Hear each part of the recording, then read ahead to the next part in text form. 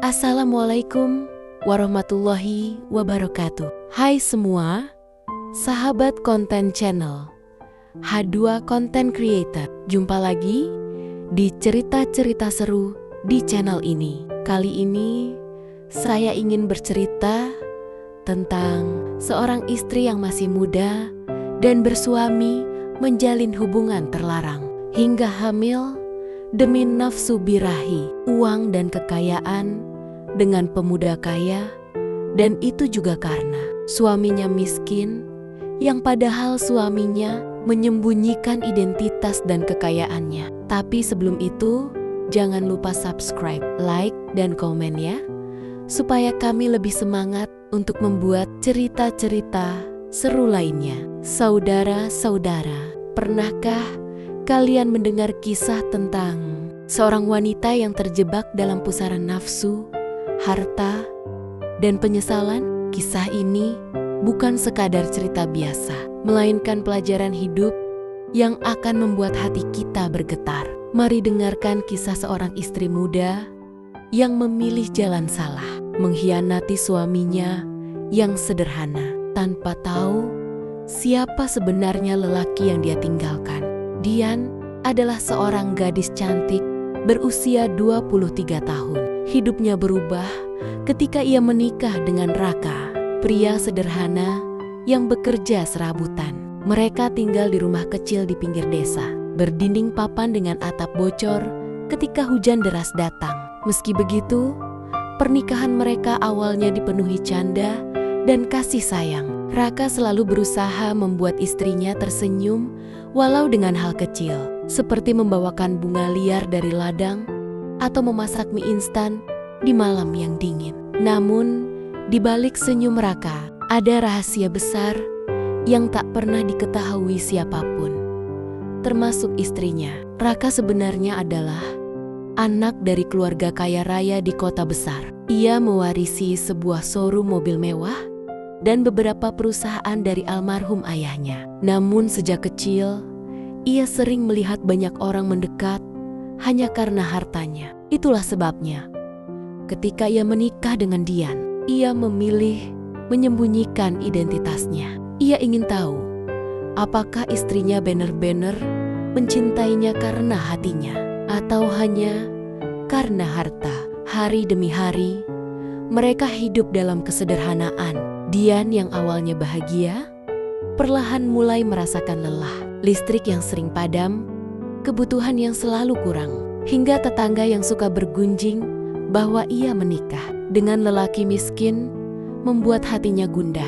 Apakah aku bisa terus hidup seperti ini? Begitu pikir Dian dalam hati. Raka, yang melihat istrinya sering termenung, mencoba menguatkan. Sabar ya, sayang, semua akan indah pada waktunya, katanya sambil menggenggam tangan Dian.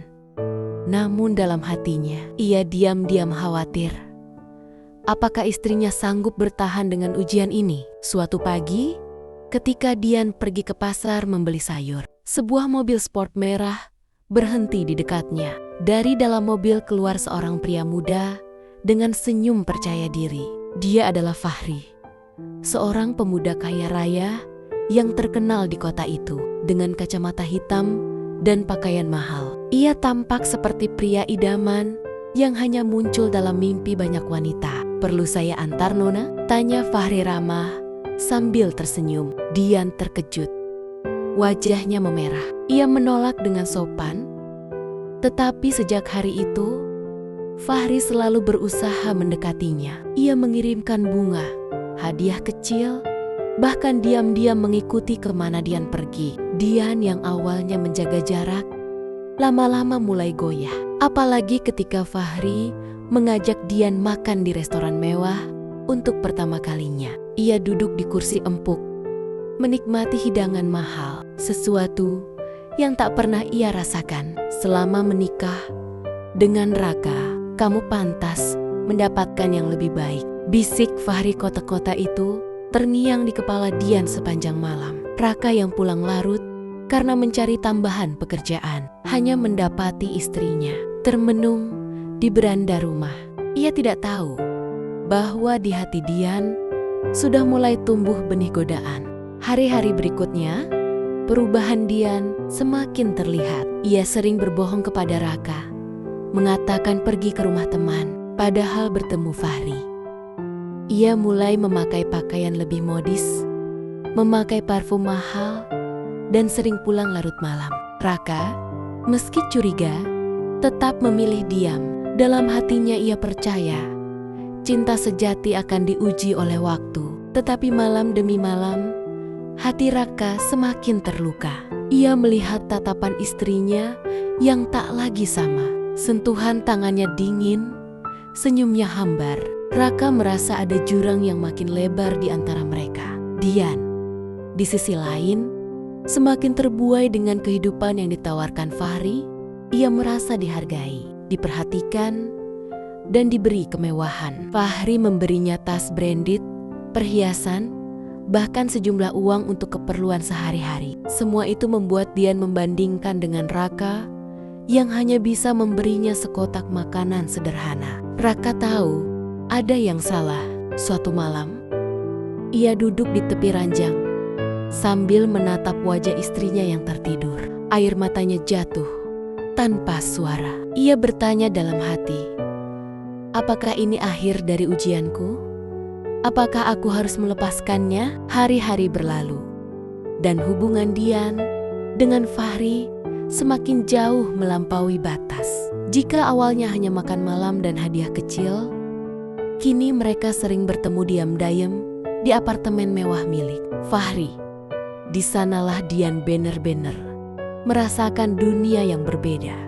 Kamar luas, kasur empuk, aroma parfum mahal, dan kenyamanan yang tak pernah ia dapatkan dari rumah kecilnya bersama Raka. Hatinya mulai menipu dirinya sendiri. Mungkin inilah hidup yang seharusnya kumiliki, bisiknya setiap kali ia memandangi cermin dengan perhiasan di leher. Ia lupa bahwa di rumah ada seorang suami yang menunggunya dengan penuh kesetiaan. Raka mulai merasa ada yang benar-benar hilang. Ia mencoba mengajak istrinya jalan sore, tetapi selalu ditolak. Ia ingin berbincang dari hati ke hati, tetapi Dian lebih sering menatap layar ponselnya dengan senyum yang bukan ditujukan padanya.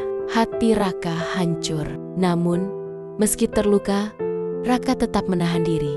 Dalam hatinya ia berkata, kalau memang dia tak sanggup hidup sederhana denganku, biarlah waktu yang menjawab. Raka tidak pernah marah. Ia hanya semakin jarang berbicara, menumpahkan semua emosinya pada doa di malam hari. Di sisi lain, Fahri makin agresif. Ia menjanjikan masa depan, bahkan mulai membicarakan kemungkinan menikah dengan Dian. Tinggalkan suamimu, aku bisa memberimu segalanya, ucap Fahri dengan tatapan yakin. Kata-kata itu menusuk hati Dian, membuatnya goyah dan makin jauh dari kesetiaan. Untuk menutupi perselingkuhannya, Dian mulai banyak berbohong. Ia berkata ada arisan, padahal pergi ke hotel. Ia bilang sakit, padahal menghabiskan waktu di pusat perbelanjaan dengan Fahri. Semakin lama kebohongan itu menumpuk, semakin berat beban hatinya. Namun, rasa bersalah seakan kalah dengan godaan kemewahan. Raka merasakan ada yang salah. Suatu malam, ia menemukan gelang emas mahal di meja rias yang ia tahu bukan dari dirinya. Hatinya seperti disayat. Ia menatap Dian yang dengan santai berkata, itu dari temanku, pinjaman. Raka hanya mengangguk. Meski hatinya hancur, ia sadar istrinya sedang berada di persimpangan jalan yang kelam. Tetangga mulai berbisik. Mereka melihat Dian sering diantar jemput mobil mewah. Raka pun menjadi bahan ejekan, dianggap suami tak berguna. Namun Raka memilih diam, menahan malu demi menjaga nama baik istrinya. Ia tahu, pada akhirnya kebenaran akan terungkap. Sementara itu, Dian merasa hidupnya semakin nyaman bersama Fahri. Namun, jauh di lubuk hatinya, ada kegelisahan yang tak bisa ia bantah. Setiap kali pulang dan melihat wajah lelah Raka, ia merasa bersalah. Tapi rasa bersalah itu segera hilang saat ia kembali bersama Fahri. Dimanjakan dengan harta dan perhatian. Beberapa bulan kemudian, Dian mulai merasakan perubahan pada tubuhnya. Ia sering mual di pagi hari, cepat lelah, dan terlambat datang bulan. Ketika ia memeriksakan diri ke dokter, kabar itu pun datang. Ia hamil. Namun yang membuatnya pucat pasi, ia tahu janin itu bukan milik Raka. Ketakutan menyelimuti hatinya. Bagaimana jika Raka tahu? Bagaimana jika keluarganya mengetahui aib ini? Namun Fahri dengan enteng berkata, "Tenang saja, kalau ketahuan, kamu bisa bersamaku. Aku akan menanggung segalanya." Dian dilanda dilema. Di satu sisi, ia merasa aman dengan janji Fahri. Di sisi lain, ia sadar bahwa dirinya telah menghancurkan rumah tangga yang seharusnya ia jaga. Malam itu, ia menangis diam-diam di samping Raka yang sudah terlelap. Raka, meski tak tahu kehamilan itu bukan darinya, justru merasa bahagia mendengar kabar istrinya hamil. Ia merangkul Dian dengan penuh cinta, berkata, "Akhirnya kita akan menjadi orang tua." Kata-kata itu membuat hati Dian bergetar hebat, penuh rasa bersalah. Namun ia tetap diam, membiarkan kebohongan itu terus hidup. Waktu berjalan, perut Dian semakin membesar. Namun sikapnya justru semakin dingin terhadap Raka.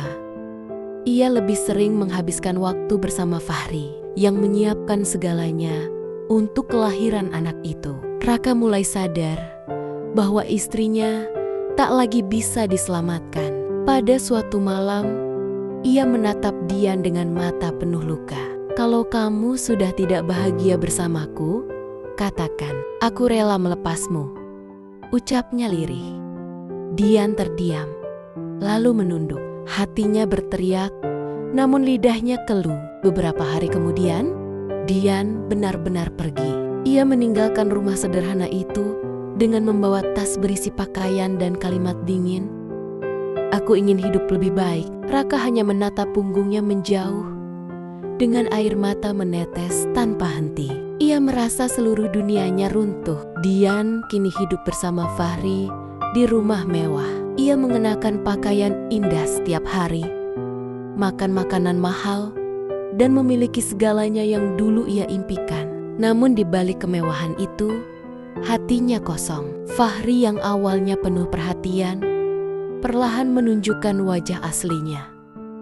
Sibuk dengan pekerjaannya, sering pulang larut, bahkan mulai jarang memedulikan Dian. Anak yang lahir pun tak mampu mengisi kehampaan itu. Dian sering termenung, mengingat wajah Raka yang penuh kesabaran dan cinta. Ia mulai sadar bahwa ia menukar cinta sejati dengan kesenangan sesaat. Namun, penyesalan itu sudah terlambat. Beberapa tahun kemudian, Dian menghadiri sebuah pameran mobil mewah bersama Fahri. Di sana, matanya terbelalak ketika melihat seorang pria yang sangat ia kenal, Raka. Namun kali ini, Raka bukan lagi lelaki sederhana. Ia berdiri gagah dengan jas elegan, dikelilingi orang-orang penting. Ternyata, dialah pemilik showroom mobil terbesar di kota itu. Dian hampir tak bisa bernapas. Ia ingin berlari, ingin menyembunyikan diri. Namun tatapan mata Raka sempat bertemu dengannya. Di mata Raka tidak ada lagi cinta, hanya ketenangan dan wibawa seorang pria yang sudah jauh berkembang. Fahri yang tidak tahu siapa Raka, dengan sombong berkata, "Lihat, itu orang kaya baru. Sayang, kita lebih berkelas darinya." Dian hanya terdiam.